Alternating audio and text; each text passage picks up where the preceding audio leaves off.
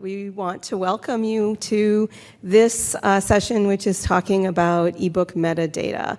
My name is Nettie Legassi. I am an Associate Director for Programs at NISO, and I'll be giving an introduction and serving as moderator for today's session.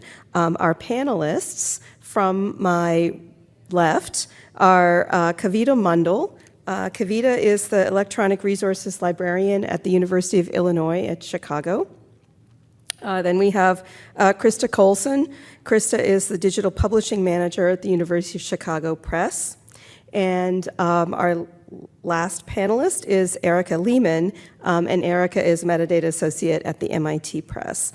So our format is pretty informal. I will be giving a sort of presentation to give an overview and set the scene, and then we'll be having a discussion between Kavita and Krista and Erica where I ask questions and the panelists will discuss them. So you are also welcome to join in the discussion. After I give my presentation, I'll come down and pose the questions from down on the floor level, and I'll have a mic, and I can, if anyone wants to raise their hand, they can ask a question. So I think that's how we'll run it, and we're very happy that you're joining us here today. Do all of you know what NISO is, the National Information Standards Organization? That's my organization.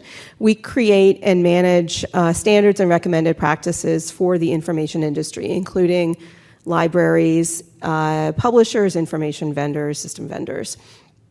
And early last year, in 2017, we began a project to address issues in ebook metadata. So, oops. So, and I also want to have a little disclaimer in regards to the session description as well. We have an ebook metadata working group that's underway at NISO, and we had hoped, and in fact it was the plan, that there would be a draft recommended practice available before SSP. But as the project has gone, the drafting of the work has been a little bit behind schedule. So we are anticipating that that will come out in the coming months, but we don't have it here to talk about as an item, so I'm sorry about that. But you can look for it as soon as possible. We'll make it available for public comment. And our discussion today includes participants in the ebook landscape who have firsthand experience with the issues that the NISO working group has been analyzing and grappling with.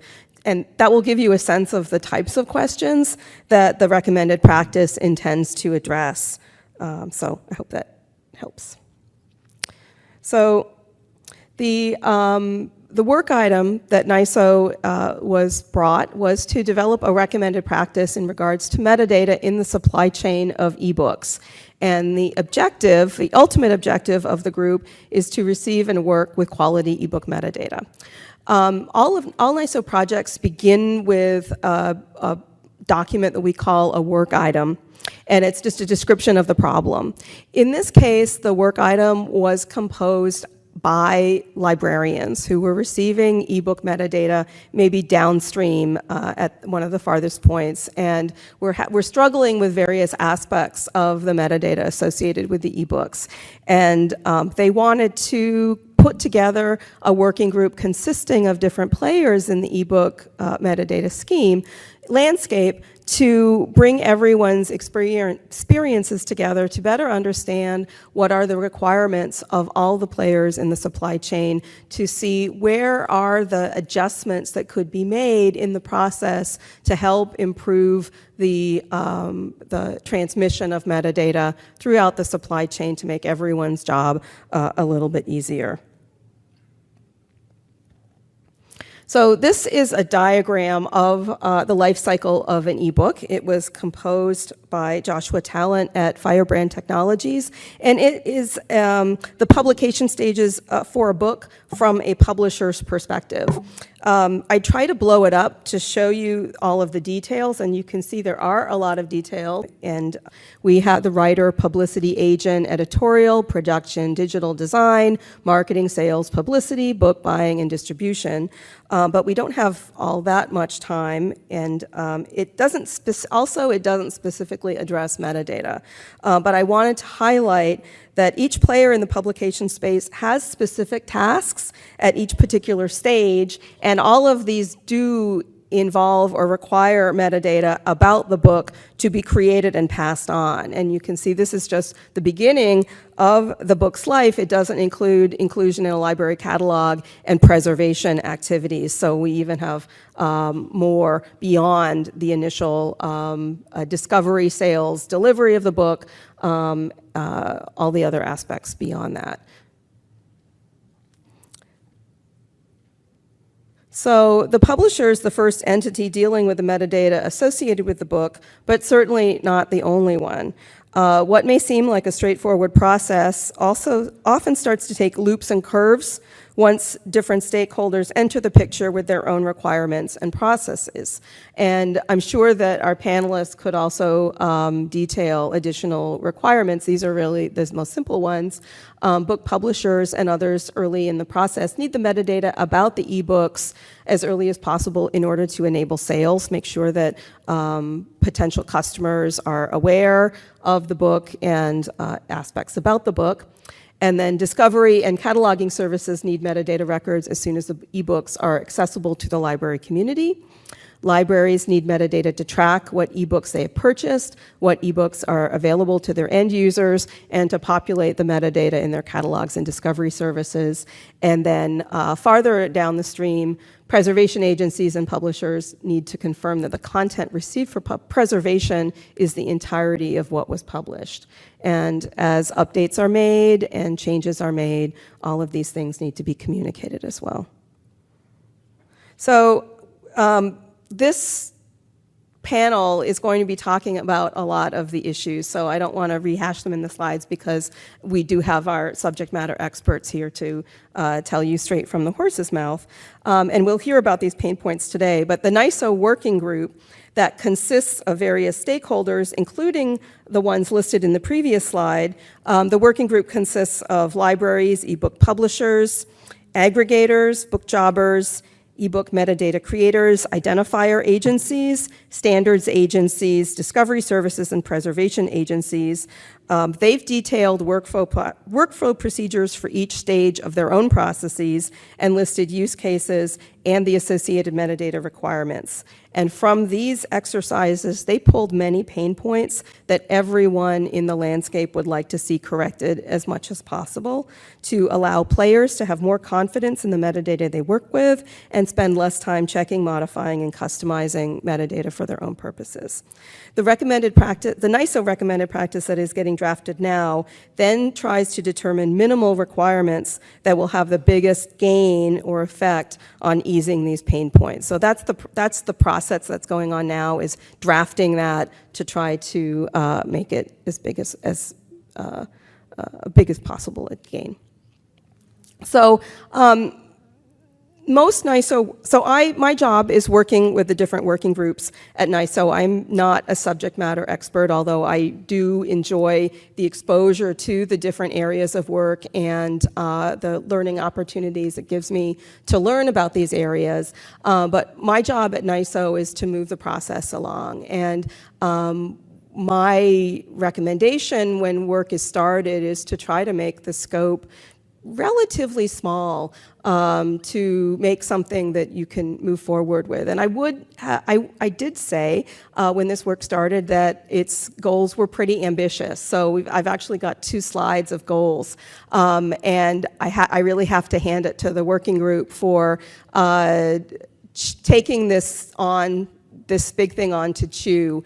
And I would have liked to have had the recommended practice here to talk to you about it with a piece of paper, but I'm very proud of them for the work they've done so far and the work they are continuing. So their goals, as we see, are to describe the minimal metadata requirements necessary to describe ebooks in order to support sales, discovery, delivery, deaccessioning, and preservation. So they're not really trying to cover all of the exhaustive requirements. It's just what are the most important things. And then address ambiguities in use of common elements across various metadata formats. Consider and recommend standards as desirable formats for certain metadata elements. What is already out there that could be used in a consistent way. Provide guidelines as to different levels of metadata.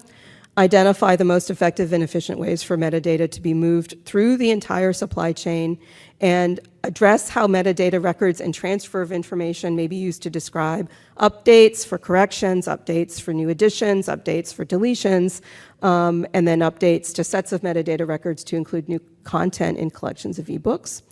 And then develop rules for determining if two or more metadata records represent the same work, manifestation, or expression. Provide examples of the recommended practice implemented in a variety of metadata standards such as BITS, ONIX, and MARC, recognizing that we are not all using one metadata standard. Everybody is working in their own standard, and we need to figure out some way to communicate. And ensure that the recommendation is harmonized with existing documentation, and outline computer-friendly procedures for data creation, maintenance, and transmission to improve accuracy, reliability, and efficiency. So, that's quite a lot. And the way that the group has been working since last year, they've divided the work into 3 phases. And the first phase involved everyone on the group. So as I said, there's different stakeholders from all walks of ebook life. And they took on 3 areas: dates, titles, and authorities. These were the areas that were judged to maybe be the most fraught with problems, and they divided into subgroups and then examined each of these areas in depth to try to pull out all of the possible ways that these might present issues. That was the first phase. The second phase then was examining workflows, and for that they moved into their own groups. So the librarians worked with the librarians, the publishers with the publishers, and the aggregators with the aggregators, and they each detailed their own workflows in their own organizations and in their own groups, and then from those decided on the most common pain points and use cases from their own perspectives as stakeholders. And then the third phase was the analysis phase, where everyone got together and then discussed all of these in more depth. And that phase is done. And now we are on to the most fun phase of all, the drafting phase. And that is the part, it's pulling together all of these things that have been created and putting them together in a helpful and meaningful way. So as I said, I hope that the drafting phase will continue, and I'm expecting that there will be a draft available in the next few months for public comment. So I think that's it for the overview. Any questions about this before we move on to the discussion section of our presentation? All right.